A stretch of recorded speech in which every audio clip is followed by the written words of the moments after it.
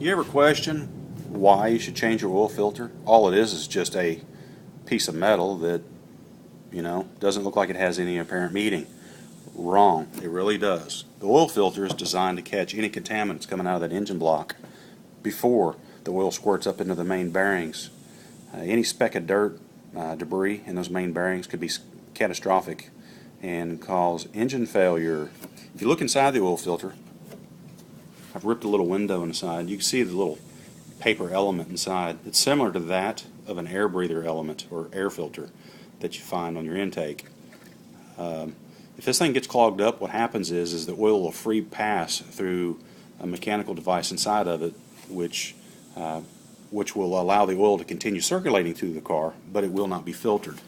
If you go an extended period of length without changing your oil filter, you could end up with something like this.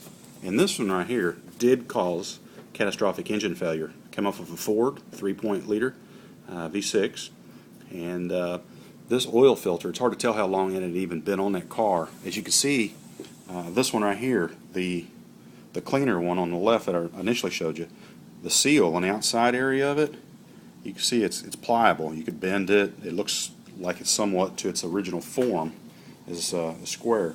However, if you look at this other one over here, it's the same filter part number style.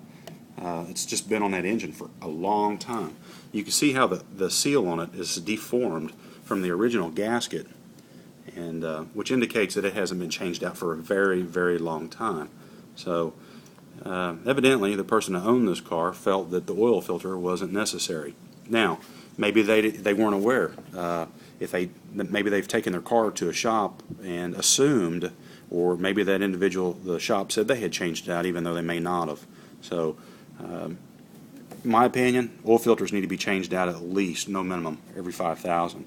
Of course, the higher mileage you get on your car, I'd recommend doing it every 3,000 miles as when you do your oil. This is not something you want to pass up and push to the back burner, because again, it will cause engine failure, and that's the last thing you want. If you're going to if you got the tools to rebuild an engine, you know yourself, just for the parts for an engine rebuild could cost as much as $1,000, and that's if you're doing it properly. So, and it contains and requires a lot of special tools. So you don't want to have to pull the motor out. Your best bet is to spend $5 maximum for an oil filter to make sure that your engine is cleansed properly. So.